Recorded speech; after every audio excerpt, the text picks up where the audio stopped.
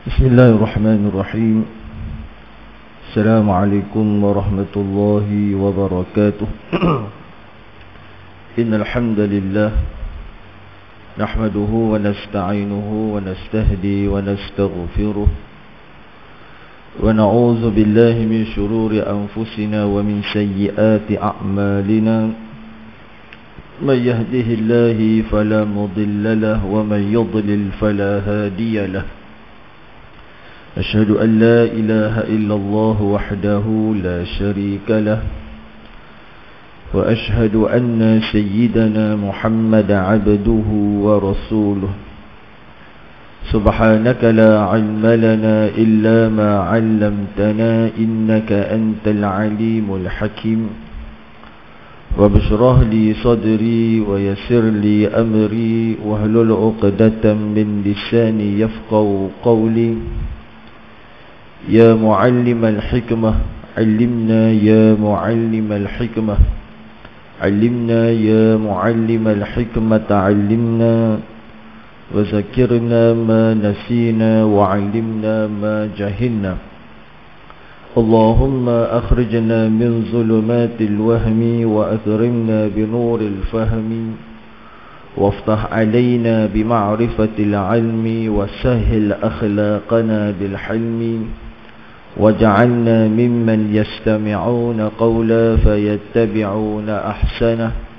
وصلى الله على سيدنا محمد وعلى آله وصحبه أجمعين. أما بعد. Jadi insyaAllah tuan-tuan, pada malam ini kita sambung semula pengajian kitab Baru Mazi kita.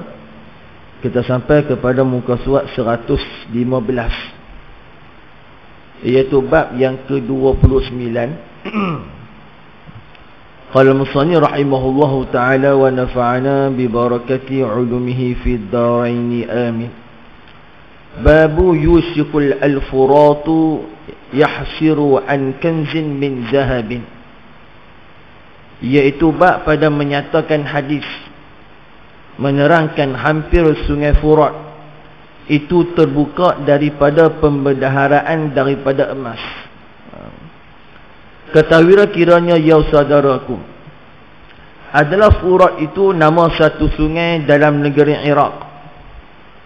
Kualanya turun ke Laut Parsi dan bertemu dengan cawang sungai Dajlah, sungai Furat. Kita dalam Islam ni masyhur dua sungai. Yang pertama dia panggil sungai Furat di Iraq, satu lagi sungai Nil. Apabila Nabi SAW Mi'raj, perkara yang Nabi SAW lihat adalah dipanggil Sidratul Muntaha. Maka di Sidratul Muntaha tersebut ada dua aliran sungai. Yang pertama sungai yang mengalir ke dunia, yang kedua sungai yang mengalir di negeri akhirat.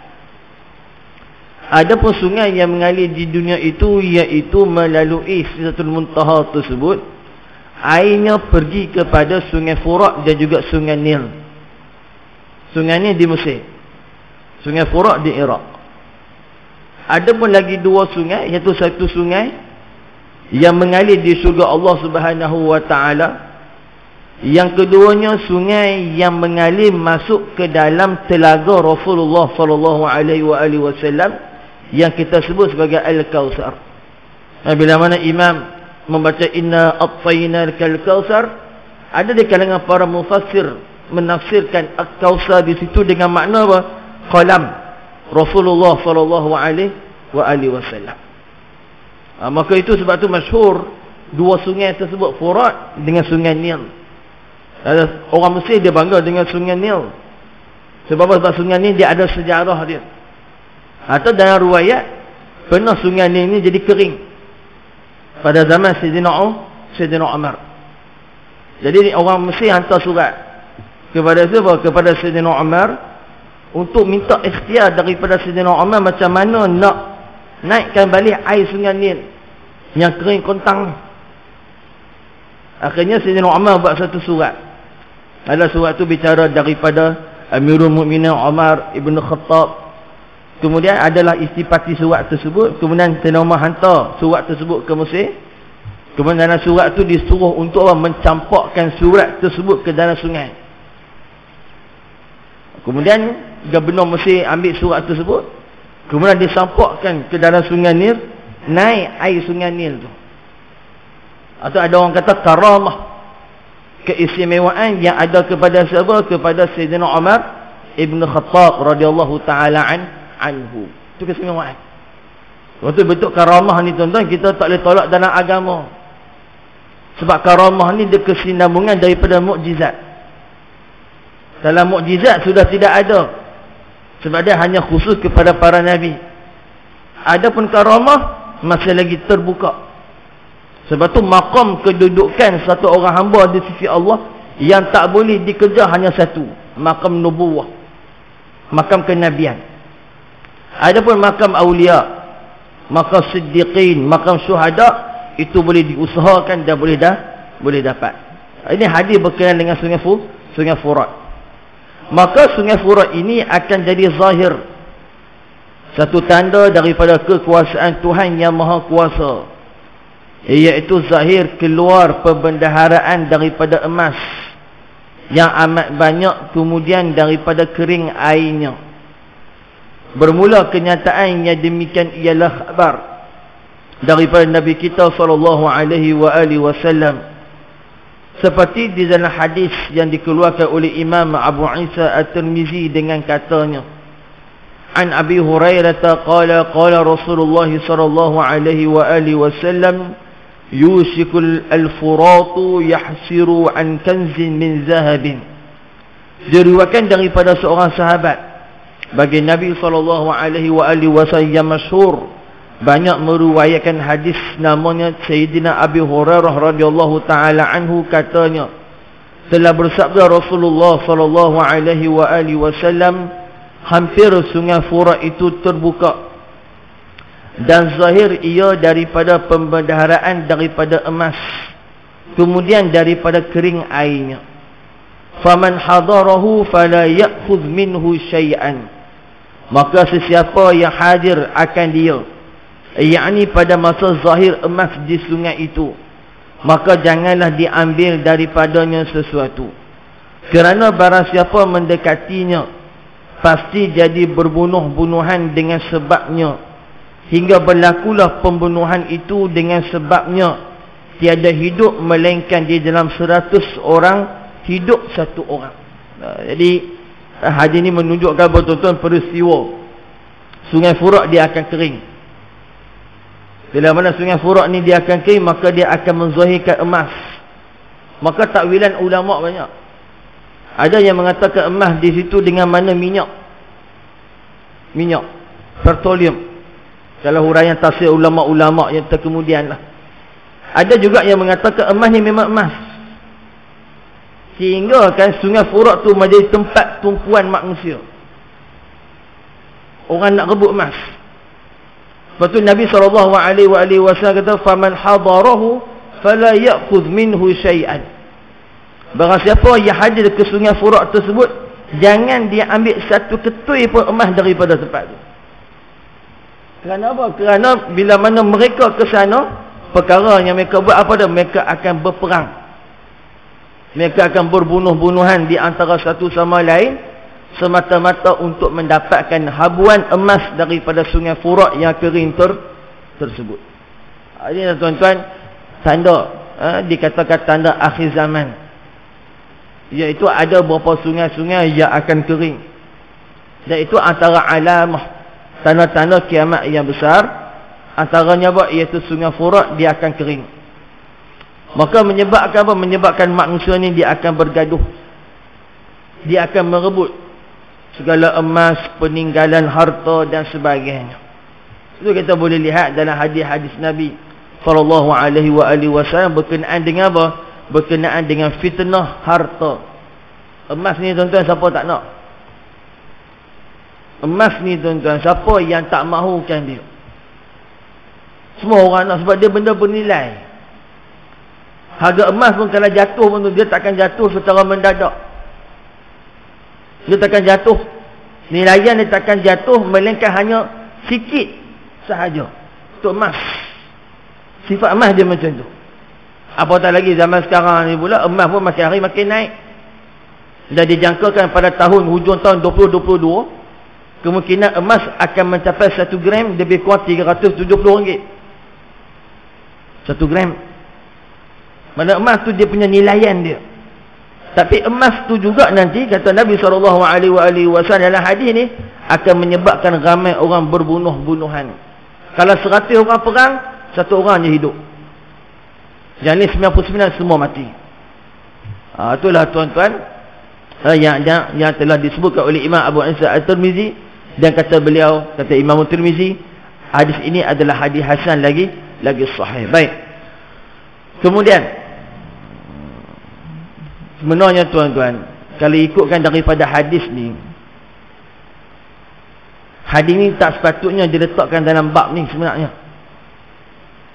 Sebab apa tak sepatutnya? Bab kita ni tuan-tuan, kitab kita ni adalah kitab berkenaan dengan sifatil jannati wan nar. Sifat berkenaan dengan syurga dan sifat berkenaan dengan neraka. Tapi hadis yang kita bacakan tadi tu, dia bukan cerita berkenaan dengan syurga tu tak. Dia cerita berkenaan dengan fitnah. Sepatutnya Imam Tirmizi rahimahullahu ta'ala, kalau ikut akal kita lah, sepatutnya beliau letak bab ini, bab yushikul al-furatu yahsiru an kanzin min zahabin itu dalam satu kitabul fitan. Kitab berkenaan dengan hadis-hadis akhir zaman. Sepatutnya macam tu. Jadi kenapa Imam Tirmizi rahimahullahu ta'ala cerita bab sungai ni dalam bab berkenaan dengan syurga, bab berkenaan dengan neraka? Sebab apa tuan-tuan? Sebab ini adalah muqaddimah kepada bab yang ke-30. Apa bab yang ke-30? Bab ma jaa fi sifati anhari jannati. Bab berkenaan dengan pada hadis-hadis yang membicarakan sungai-sungai yang ada di dalam syurga. Kita sebut dah tadi, ada syurga yang ada sungai yang mengalir ke dunia, ada sungai yang mengalir ke syurga Allah. Maka di antara sungai yang mengalir adalah pada iaitu sungai Furat. Sebab tu Imam Tirmizi rahimahullahu ta'ala memasukkan bab berkenaan dengan sungai Furat itu di dalam kitab kita yang bahas berkenaan dengan syurga dan neraka. Betul, kalau orang dia mengaji hadis, dia akan lihat kepada bab. Pasal apa imam letak bab di dalam bab tersebut. Bab ni tuan-tuan dia kitab kan, dia kitab ni besar. Macam kitab Taharah. Kitab berkenaan dengan sembahyang, kitab berkenaan dengan bersuci. Dalam berkenaan dengan kitab bersuci ni dia ada babul aniyah, dia ada bab berkenaan dengan bekas. Boleh tak guna bekas emas, guna bekas perak, ataupun bab izalatin najasah, ataupun bab berkenaan dengan menyucikan najis. Itu dia panggil bab. Subtopik yang kecil. Kitab dia besar. Dalam kitab dia ada bab. Bab ni apa dia? Subtopik. Dalam bab dia ada fasal. Dia ada faslun, dia ada fasal dia. Lagi kecil. Betul, dalam ilmu hadis, para ulama bila mana menyusun sebuah kitab hadis, dia akan letak kitab Sahih Bukhari. Dalam tu ada kitab lagi. Kitabul Iman, Kitabut Taharah, Kitabut Tafasir. Dalam kitab tu ada bab-bab pula. Sebab tu Imam Bukhari bila mana pengkaji-pengkaji yang mengkaji Sahih Bukhari dan sebagainya, bila mana mereka melihat cara Imam Bukhari letak hadis dalam Sahih beliau, ulama yang berpegang dengan mazhab Syafi'i akan mengatakan Imam Bukhari ni satu orang yang bermazhab dengan mazhab Syafi'i. Sebab secara susunan bab dia tu, hadis-hadis yang beliau letak dalam masalah fiqh adalah hadis-hadis yang banyak digunakan dalam mazhab kita Syafi'i. Betul, kalau orang mengaji hadis, benda yang selalu tengok akan tengok pada bab. Sebab tu dalam bab ni ataupun dia panggil abwab, jamak kepada bab.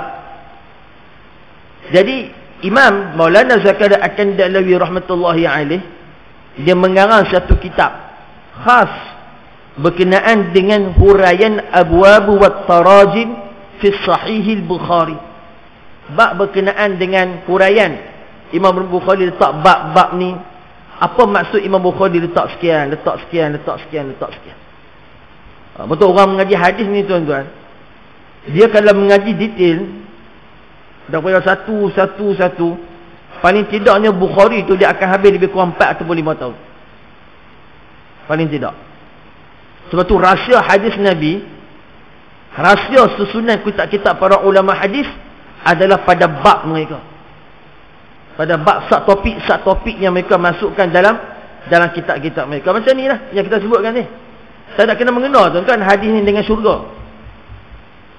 Hadis Sungai Furat ni yang kita baca tadi tu, hadis ni adalah hadis berkenaan dengan akhir zaman. Sungai Furat dia akan kering, kemudian akan keluar emas, kemudian Nabi kata akan berlaku peperangan di kalangan manusia. Kalau 100 orang yang perang, seorang aja hidup. Itu babul fitan. Bab berkenaan dengan fitnah. Akhir zaman akan berlaku peperangan, pembunuhan dan sebagainya. Tapi kenapa Imam Tirmizi dia letak bab tu dalam cerita bab syurga ni? Sebab nak masuk bab yang ke-30. Apa dia? Bab nak cerita tentang sungai-sungai di dalam syurga. Cerita dulu sungai yang ada di dunia yang berkat, yang ada barakah, apa dia? Sungai Furat. Kemudian barulah masuk sungai-sungai yang ada dalam syurga Allah Subhanahu wa ta'ala. Itu cara imam, cara ulama-ulama dia susun hadis-hadis Nabi sallallahu alaihi wa alihi wasallam. Baik. Kemudian bab majaa fi sifatil anhar al-jannati. Bab yang telah datang ia pada menyatakan hadis yang membicarakan rupa-rupa sungai di dalam syurga. Ketahuilah kiranya ya saudaraku, di dalam syurga itu ada macam-macam sungai.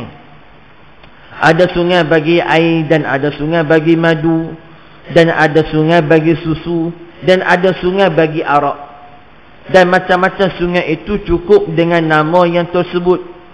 Maka nama-nama yang tersebut itu serupa dengan nama di dalam dunia, tetapi rasanya lazat. Macam sungai madu. Madu ni sedap. Siapa tak suka makan madu? Sedap madu ni. Susu sedap tak? Sedap. Malahan lebih lazat apa yang Allah sediakan dalam syurga melebihi dengan apa benda yang kita pernah tengok di dalam dunia. Susu apa, madu. Kita makan madu di Malaysia ni. Ada di dunia ni makan madu tualang lah, makan madu kelulut lah, macam-macam. Sedap. Tapi kalau takdir Allah Ta'ala, kita ada rezeki masuk ke dalam syurga Allah Ta'ala, insya-Allah. Kita dapat rasa madu tu juga. Sungai madu tu. Malah sungai madu tu lebih lazat daripada apa yang pernah kita makan dulu. Itu Allah buat. Macam tu arak. Arak atas dunia haram. Qata'iyun. Haram qata'i. Mabuk siapa yang minum arak. Tapi bila mana Allah kata ada syurga yang ada air sungai daripada arak, adakah sama arak dunia dengan sungai arak di akhirat? Tak sama, kata para ulama. Kenapa? Kerana rasanya lazat dan dia tidak memabukkan. Itu sungai arak. Macam mana rupa bentuk dia, wallahu alam, ya, terserahlah kepada Allah Jalla wa ala. Tidak siapa tahukan lazatnya melainkan Allah. Tidaklah boleh kita bandingkan dengan yang di dunia. Apabila dikata air itu, maka rasanya seperti air dalam dunia ini. Dan apabila dikatakan sungai madu, maka rasanya seperti madu dalam dunia. Maka ia itulah tidak demikian. Bahkan serupa pada nama dan lain pada rasa. Nama sama tapi rasa lain-lain. Iaitu berganda-ganda sedapnya. Maka dapat kita ketahui di dalam syurga itu bermacam-macam sungai. Ialah khabar daripada baginda sallallahu alaihi wasallam sebagai tersebut di dalam hadis yang dikeluarkan oleh Imam Abu Isa At-Tirmizi dengan katanya, an Muawiyah an-Numairi anin Nabi sallallahu alaihi wasallam qala, inna fil jannati bahrul ma'i wa bahrul 'asal wa bahrul laban wa bahrul khamri thumma tushaqqaqul anharu ba'du. Diriwayatkan daripada seorang sahabat Nabi sallallahu alaihi wasallam, namanya Muawiyah An-Numairi radhiyallahu taala anhu, daripada Nabi sallallahu alaihi wasallam telah bersabda ia, bahwasanya di dalam syurga itu ada sungai besar bagi air, dan sungai besar bagi madu, dan sungai besar bagi susu, dan sungai besar bagi arak. Kemudian pecah cawangan-cawangan sungai kecil-kecil kemudian daripadanya ke sana kemari di dalam surga itu.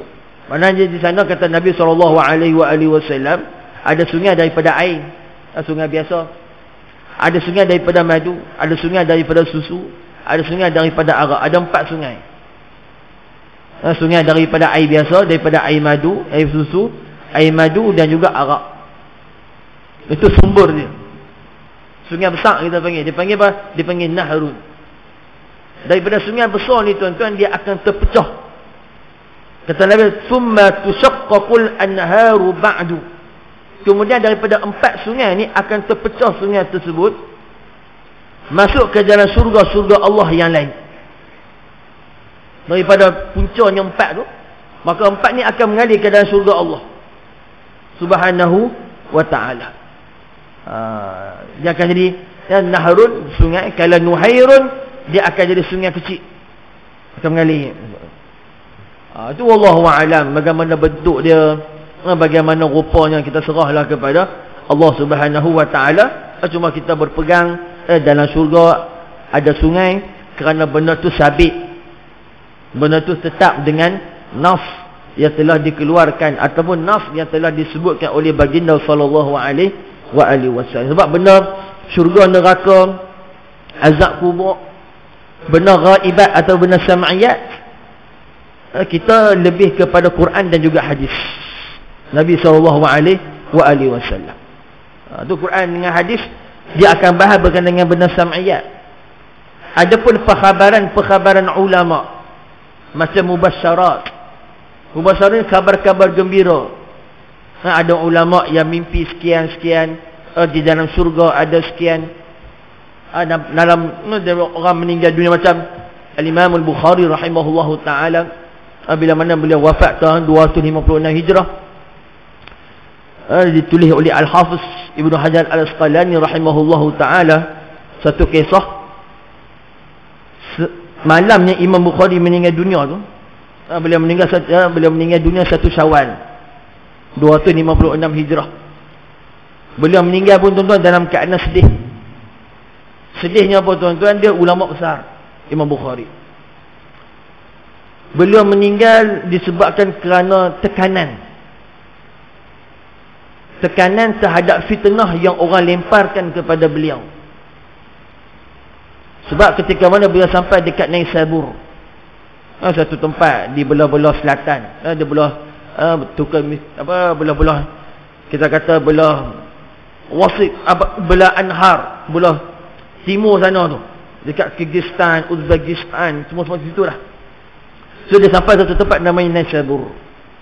So Naisabur ni tuan-tuan, dia ada ulama, guru beliau, guru kepada Imam Bukhari, namanya Imam Yahya Az-Zuhli. Imam Yahya Az-Zuhli. So Imam Yahya Az-Zuhli ni tuan-tuan, beliau ni guru pada Imam Bukhari. Macam saya lah, contoh macam saya ada anak murid kan, saya mengajar satu tempat, tiba-tiba anak murid kesayangan saya ni sampai, saya buat apa? Saya akan sambut anak murid saya ni, sambut. Hatta yang menyambut Imam Bukhari bila mana beliau sampai dekat Naisabur ni, hampir puluhan ribu manusia. Dia ulama besar, tidak ada tandingan pada zaman tersebut. Jadi bila mana sampai dia, orang sambut dia dan sebagainya. Jadi orang ulama besar. Jadi bila mana dia buka majlis hadis, dia baca hadis, dia hurai hadis dan sebagainya, pengajian ni tuan-tuan lebih banyak daripada pengajian guru dia. Lebih banyak. Dia mengajar ramai. Lebih ramai daripada pengajian guru beliau. Akhirnya beliau difitnah. Bukan guru dia yang memfitnah beliau, tak. Masa tu kan zaman berkenaan dengan mihnah khalqul Quran. Masa zaman tersebut Mu'tazilah dia menguasai kerajaan Islam, atau kerajaan Abbasiyah. Dia pemimpin-pemimpin mereka kebanyakan daripada Mu'tazilah. Kemudian adalah beberapa soalan yang ditanyakan kepada Imam Bukhari. Ya, Imam Bukhari menjawab soalan tersebut dengan mereka menyangka Imam Bukhari sebagai satu orang yang berpegang dengan fahaman Mu'tazilah. Kemudian Imam Bukhari pun dihala keluar daripada Naisabur. Kemudian beliau balik ke kampung asalnya, tempat lahirnya. Kemudian beliau meninggal dunia di sana dalam keadaan anak murid yang ratusan ribu ni tuan-tuan, tinggal 4-5 orang je. Antara yang kekal dengan beliau antara adalah Imam Muslim, pengarang kitab Sahih Muslim. So kerana tekanan dan sebagainya, beliau berdoa pada Allah supaya kalau Allah Ta'ala nak manjangkan usianya di atas dunia dalam keadaan dunia ni masih lagi baik untuk dia, maka panjangkanlah usia dia. Kalau dunia ni sudah tempat yang tidak baik, maka ambillah nyawanya. Takdir Allah 1 Syawal 256 Hijrah, beliau meninggal dunia pada malam tersebut.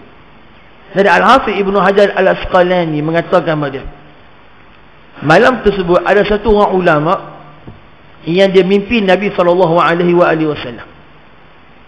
Dia mimpi Nabi. Nabi ni seolah-olah macam tertunggu satu orang. Rasulullah macam ternanti-nanti. Macam orang nak main, Rasulullah macam tunggu siapa nak main ni. Maka kata ulama tu yang mimpi tu, Rasulullah dia kata, ya Rasulullah, siapakah yang engkau sedang menunggu? Siapakah yang engkau sedang tunggu? Apa kata Nabi SAW? Aku menanti satu orang laki-laki yang membela sunnahku. Kata ulama tadi siapa? Beliau adalah Muhammad bin Ismail Al-Bukhari. Malam tu Imam Bukhari wafat. Malam tu juga ada ulama yang mimpi Nabi SAW sedang menanti kedatangan Imam Al-Bukhari. Ini adakah wahyu ni tuan-tuan? Ini bukan wahyu, tapi ini dia panggil mubasyarat. Apa mubasyarat? Kabar gembira. Mimpi-mimpi para ulama yang menceritakan satu orang ulama diterima oleh Allah di dalam kubur, satu orang ulama yang dilayan oleh Allah dengan baik di dalam kubur dan sebagainya. Ini dia panggil mubasyarat, yang kita boleh terima dan kita boleh tolak.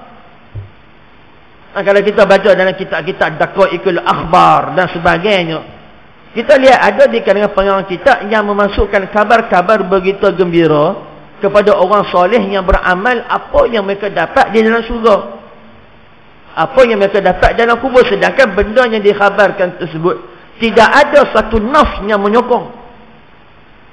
Tak ada nafs, tak ada dalam hadis. Tapi kenapa ulama sebut? Sebab mubasyarat, kabar gembira yang kita boleh terima, yang kita boleh tolak. Macam cerita tadi yang saya baca, yang saya cerita kepada tuan-tuan, itu dicerita oleh Al-Hafiz Ibnu Hajar Al-Asqalani dalam Fathul Bari. So kalau kita kata saya tolaklah ustaz, cerita ustaz, tak ada masalah. Itu bukan soal iman, dia soal perkhabaran bagaimana Nabi menerima Imam Bukhari. Benda tu macam tu dalam kitab-kitab Jawi lama dan sebagainya. Cerita tentang mimpi orang soleh, mimpi itu, mimpi ini, khabar dalam kubur, cerita berkenaan dengan azab kubur.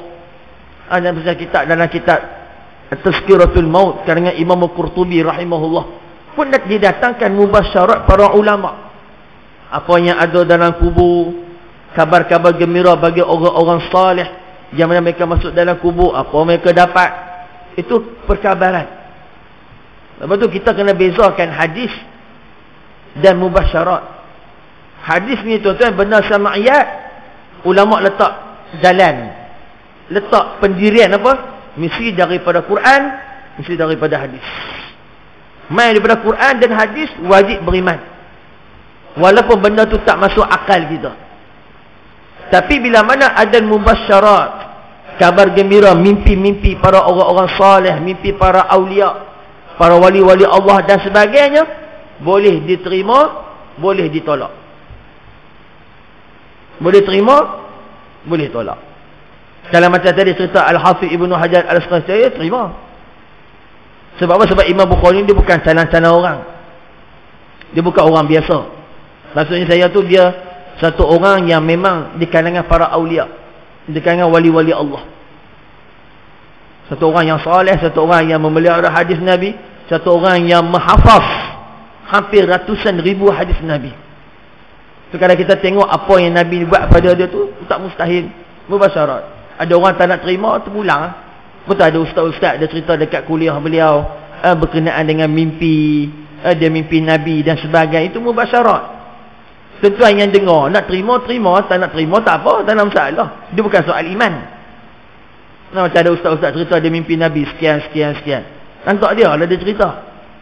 Kita lah nak terima, terima. Tak nak terima, tak apa. Tapi mimpi Nabi kita tak boleh tolak. Sebab mimpi Nabi tu ya betul. Itu disebut dalam Sahih Bukhari. Man ra'ani fil manam faqad ra'ani. Barang siapa yang melihat aku dalam mimpi, maka sesungguhnya dia lihat aku.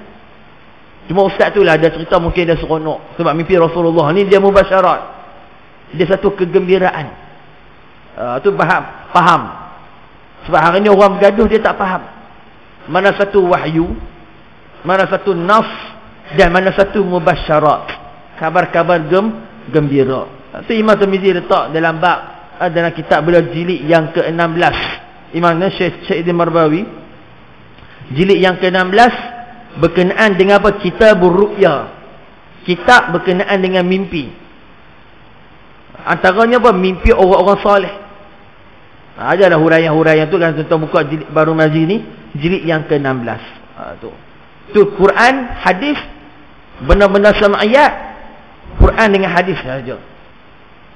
Adapun mimpi-mimpi para ulama itu dipanggil apa? Khabar gembira ataupun kita panggil pada khabar ancaman. Mubasyarah ataupun benar-benar yang Nabi ancam kita. Baik. Kemudian bab majaa fi man sa'ala jannata wa man istajara minan nar. Bab yang telah datang ia pada menyatakan hadis yang membicarakan orang yang meminta ia masuk di dalam syurga dan orang yang meminta ia berlindung daripada neraka. Ketahuilah kiranya ya saudaraku, sekalian manusia ia suka ia akan syurga dan benci ia akan neraka. Suka seseorang itu akan syurga lalu terus ia meminta, dan juga berlaku benci seseorang itu akan neraka lalu terus ia berlindung daripadanya. Maka jikalau seseorang itu meminta akan syurga pada Tuhan serta suka kepadanya dan dikerjakan sebab-sebab yang boleh jadi masuknya, maka pintanya itu sebenar-benar pinta dan suka. Dan jikalau seseorang itu meminta dengan mulutnya serta suka di hati, tetapi dikerjakan segala sebab yang tidak boleh menjadikan boleh masuknya syurga, maka pinta, mulutnya dan sukanya itu tidak sebenarnya. Kalau kita minta syurga boleh, tapi kita talikan, kita sama dengan amalan kita. Demikian juga orang yang benci ia akan neraka lalu dimintanya serta dijauhkannya segala sebab yang memasukkan dia ke dalam neraka Allah, maka ialah sebenar-benar benci. Dia hindarkan maksiat, jauh daripada dosa. Dan jika tidak, maka bohong juga namanya. Mulut kata benci neraka, tapi perbuatan ahli neraka.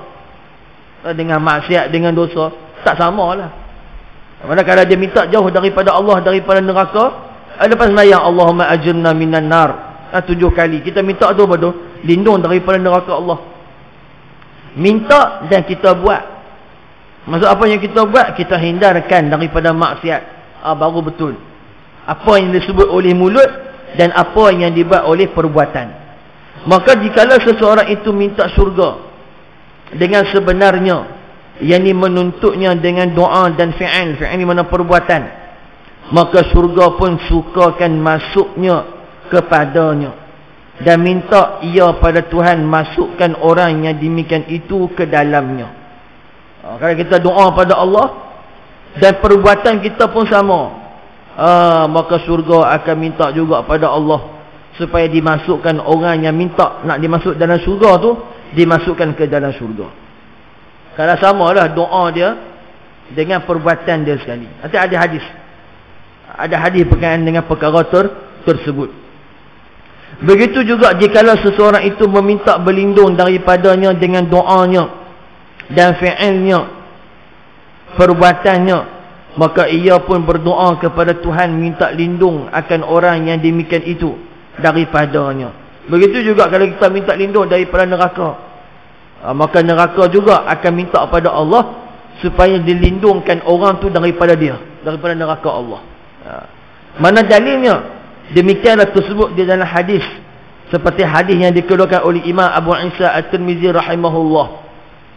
Anna Anas bin Malik qala Rasulullah sallallahu alaihi wa alihi wasallam, man sa'ala al-jannata thalathan maratin qalatil jannatu Allahumma adkhilhu al-jannah.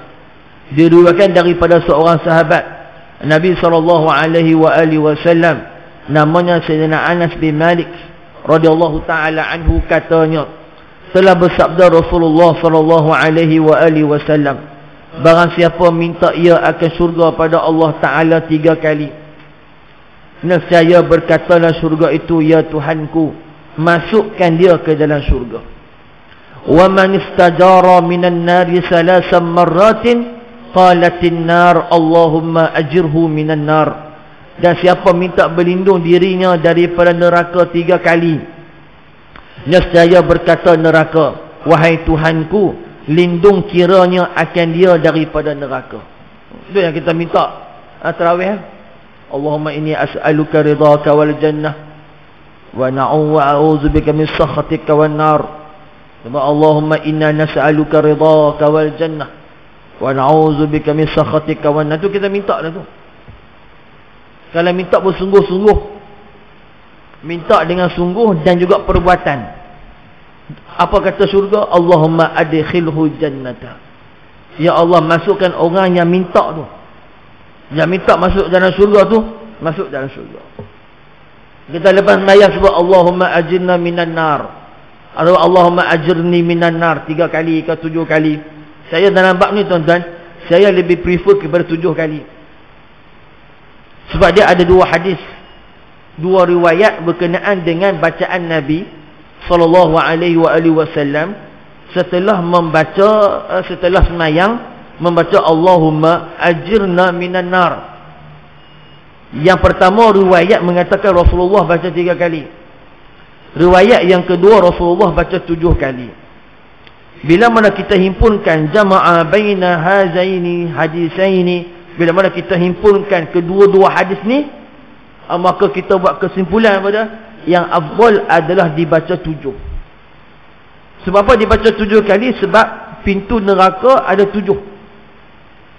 Maka kita membacanya 7 kali, dan itulah pensabitan yang dibuat oleh satu orang muhaddis daripada Mekah, Syekh Muhammad Al-Alawi Al-Maliki Al-Hasani, dengan mengatakan membaca 7 kali lebih baik daripada membaca 3 kali. Jangan baca 3 kali salah, tak salah sebab ni hadisnya. Muhammad istajara minan nari salasan maratin, barang siapa minta lindung daripada Allah daripada neraka sebanyak 3 kali. Lepas maghrib, lepas subuh dia baca Allahumma ajirni minan nar, Allahumma ajirni minan nar, Allahumma ajirni minan nar, dia masuk juga.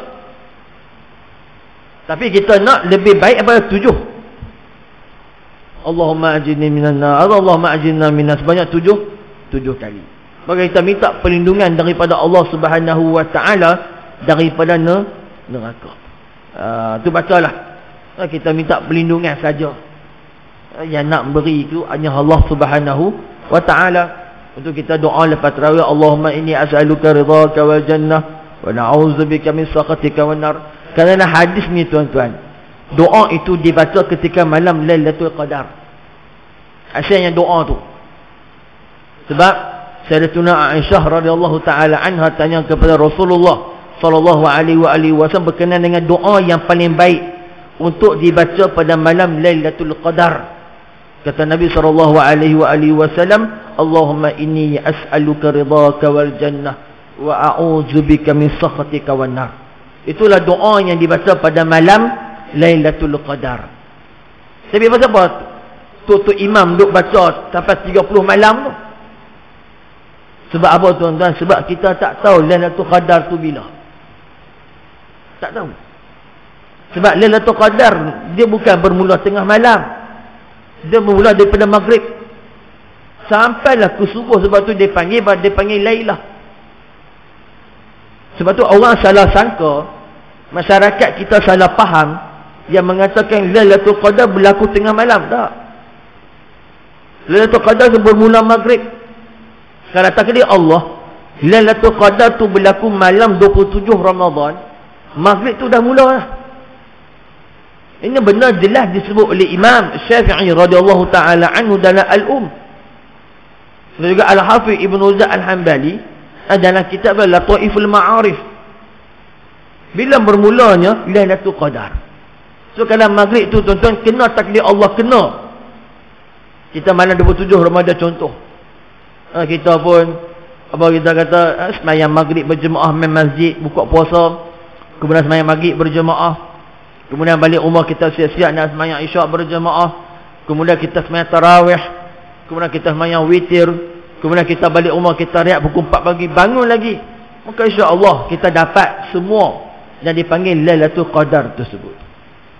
Betul-betul imam kita baca tetap 2 rakaat, lepas 2 rakaat, lepas 2 rakaat, 4 rakaat, lepas 4 rakaat 1 kali doa.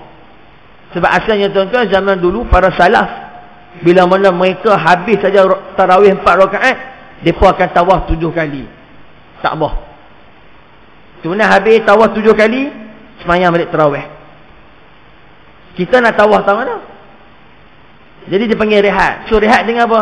Dengan doa. Sebab tu berdoa dengan tu imam. Doa dengan bersungguh-sungguh. Allah tu imam, Allahumma inna nas'aluka ridhaka wa jannah. Sebut amin. Sebab bila mana kita sebut amin tu tuan-tuan, syurga tu seperti mana dalam riwayat, dia tahu. Dia tahu orang ni nak masuk dalam dia. Dan dia tahu orang ni orang yang beramal. Dan dia doa juga pada Allah supaya memasukkan orang yang minta masuk dalam dia tu, dia juga minta pada Allah supaya Allah masukkan dia tu dalam syurga. Syurga minta, bukannya kita. Kita doa pada Allah. Syurga pun berdoa pada Allah supaya dia ambil orang yang mana-mana berdoa nak masuk dalam syurga ni, bawa masuk dalam dia. Dengan syarat dua, apa dia? Doa dan fi'il, perbuatan. Itu doa yang imam kita baca tiap-tiap tarawih. Aminkan doa tersebut. Dan kita minta lindungan daripada neraka Allah. Pun neraka pun minta pada Allah supaya dilindungkan orang yang minta lindung daripada neraka ni, jangan dimasukkan ke dalam neraka. Masa tarawih tu doa sungguh-sungguh. Sebab saya tengok kebanyakan kita dalam tarawih bila imam baca doa, kita tak anggap doa tu berat. Tak ambil ihtimam. Kita tak ambil penting dengan doa tersebut. Sedangkan kita tu sedang meminta kepada Allah supaya Allah masukkan ke dalam syurga, jauh daripada neraka. Syurga dan neraka pun minta benda sama juga. Ni tuan-tuan, tu tarawih tahun ni kita ubah style. Apa tadi kita dapat mubasyarat, kita dapat khabar gembira, kita boleh dapatkan soft. Ramadan tahun ni tuan-tuan, mudah-mudahan Ramadan yang terbaik yang kita buat setelah 2 tahun terkekang kita nak buat ibadat dengan sempurna ni. Terkekang kita. Nah, takut macam-macam perasaan. Dan ni dia boleh rapatkan soft. SOP pun dah keluar dah. Buat yang terbaik. Hargai segala nikmat yang Allah berikan kepada kita. Jaga SOP, jaga diri kita, dan kita hayati nikmat Allah Ta'ala. 2 tahun Allah hilangkan benda tu daripada kita. Tahun ni Allah bagi pada kita, mudah-mudahan 1443 ni, bersamaan dengan 2022 ni tuan-tuan, dia ada sinar baru dalam ibadah kita pada Allah Subhanahu wa Ta'ala. Jadi kita dah pun dapatlah, dah dapatkan soft. Mudah-mudahan tuan-tuan tidak ada alasan lagi lah orang tak nak main sembahyang jemaah sebab tak dapat dapatkan soft. Ni boleh soft ni tuan-tuan, mudah-mudahan masjid ramai lah. Mudah-mudahan masjid ramai, surah kembali ramai, kembali meriah seperti mana Ramadan pada tahun-tahun yang lepas. Tahun 2 tahun kita ni tak seronok. Kita okey bulan Ramadan, tapi suasana ibadah tak terbentuk. Kita boleh ibadat dalam rumah, kita latih diri kita ni, alhamdulillah. Dengan nikmat ni tuan-tuan, kita jaga, kita pelihara baik-baik. Dan yang pentingnya, setiap kali imam membaca doa, selang daripada 4 rakaat imam baca doa Allahumma inni, atau Allahumma inna as'aluka ridhaka wa jannah, kita doa sungguh-sungguh. Sebab apa? Sebab syurga dan juga neraka juga berdoa benda yang sama kepada Allah Subhanahu wa Ta'ala. Jadi tuan-tuan, insya-Allah nanti kita akan sambung selepas raya, habis berkenaan dengan syurga. Syurga pun dah tamat. Mudah-mudahan Allah masukkan semua kita ke dalam syurganya. Kemudian insya-Allah kita akan masuk dalam abwab sifatin nar, bab berkenaan dengan sifat neraka. Kalau kita akan lihatlah hadis-hadis tersebut yang dibawa oleh Imam At-Tirmizi rahimahullahu taala. Jadi tuan-tuan, insya-Allah saya mengucapkan selamat menyambut bulan Ramadan al-Mubarak, dan mudah-mudahan tuan-tuan Ramadan pada tahun ini berikan sinar yang baru kepada kita dan Allah Taala menerima ibadah Ramadan kita. Wallahu a'lam. Tuan-tuan, adakah kita sempat untuk menghabiskan Ramadan pada tahun ini atau tidak, itu kita serahlah kepada Allah Subhanahu wa taala. Dan jangan lupa untuk kita habiskan waktu kita dengan membaca Al-Quran, sebab menjadi sunnah Nabi SAW pada bulan Ramadan. Nabi akan menumpukan perhatian kepada Al-Quran. Begitu juga tahun yang ke-10 Ramadan, tahun yang ke-10 Hijrah, Ramadan yang terakhir Nabi SAW, Nabi bertadarus dengan Sayyidina Jibril alaihi salam sehari 2 kali, pada waktu siang dan juga pada waktu malam. Jadi mana tuan-tuan yang ada program tadarus Quran, maka tuan-tuan buatlah program tersebut dengan baik, dengan lancar, dan pastikan ada pakar-pakar, sahabat-sahabat kita yang boleh baca Quran, yang boleh menegur bacaan kita. Dan satu pesanan saya tuan-tuan, kalau ada sahabat-sahabat kita yang mungkin dia baca Quran lambat, janganlah tuan-tuan ubah pergi grup yang lain. Tengah tu dia ada 5 grup. Grup pertama ni ada 1 orang tak boleh baca Quran. Lambat. Padahal Quran boleh habis dalam sejam setengah, boleh habis dah. Tapi sebabkan kerana kawan kita ni sampai 2-3 jam kot. Jadi kita pun jadi tak syok dengan dia. Jangan macam itu. Sebab tadarus ni tuan-tuan, fokus asal adalah untuk belajar. Sebab tu dia ada 2 belah pihak. Pihak yang melihat kawan dia baca, dengan maksudnya apa? Dia meneliti segala bacaan dan dia menegur. Ini yang paling terbaik tadarus. So kalau ada dalam kumpulan, macam ada 5 kumpulan, pastikan dalam 5 kumpulan tersebut ada orang yang boleh menegur bacaan. Walaupun lambat, mungkin kita tadarus Quran, walaupun kita baca 1 juzuk dengan bacaan yang tartil, bacaan yang baik, ada lebih baik daripada bacaan yang pantas dan laju tanpa ada teguran daripada pakar dalam bidang tersebut. Jadi tuan-tuan buat tadarus dengan baik. Dan kalau ada sahabat-sahabat yang tak boleh baca Quran, jangan malu. Silakan dengan Al-Quranul Karim, jangan malu. Yang sepatutnya kita malu adalah kita tak boleh baca Quran. Tak boleh baca Quran bukan satu aib yang besar. Dia adalah menggalakkan kita lagi untuk apa dia? Membaca Al-Quran, mendalami Al-Quran. Oleh itu, sebab tu bulan puasa ni kita fokus kepada Al-Quran. Untuk Imamuna Asy-Syafi'i radhiyallahu taala anhu, masuk bulan Ramadan beliau tak akan mengajar. Beliau akan fokus kepada Al-Quran dan membaca Al-Quran sendirian ataupun bersama dengan anak-anak murid beliau. Jadi kita pun buat benda yang sama. Mudah-mudahan kita dapat mengkhatam. Target tuan-tuan azam untuk bulan Ramadan tahun ni, kita target paling tidaknya sekali khatam Quran dalam 30 hari bulan Ramadan. Kalau nak bulan-bulan ni mungkin agak payah. Tapi bulan Ramadan ni insya-Allah waktu kita tu panjang, waktu kita tu ada waktu malapang dan sebagainya, kita baca Quran. Dan mudah-mudahan tuan-tuan Allah hidupkan kita dan mensyafaatkan kita dengan Al-Quranul Karim. Wallahu a'lam bissawab. Jadi mudah-mudahan Allah Taala rahmati kita. Insya-Allah kita akan sambung selepas raya. A'udzubillahi minasyaitonirrajim. Bismillahirrahmanirrahim. Alhamdulillahirabbil alamin wassalatu wassalamu ala asyrafil anbiya'i wal mursalin sayyidina Muhammadin wa ala alihi wa sahbihi ajma'in. Allahumma inna na'udzubika min 'ilmin la yanfa' wa min qalbin la yakhsha wa min nafsin la tashba' wa min du'a'in la yusma'. Subhanallahi wa bihamdihi, subhanakallahumma wa bihamdika, nashhadu an la ilaha illa anta wa nastaghfiruka wa natubu ilaik. Wa sallallahu ala sayyidina Muhammadin wa ala alihi wa sahbihi wa baraka wa sallam. Walhamdulillahi rabbil alamin. Aqulu qawli hadha wa astaghfirullahu li wa lakum wa billahi tawfiq wa hidayah. Assalamualaikum warahmatullahi wabarakatuh.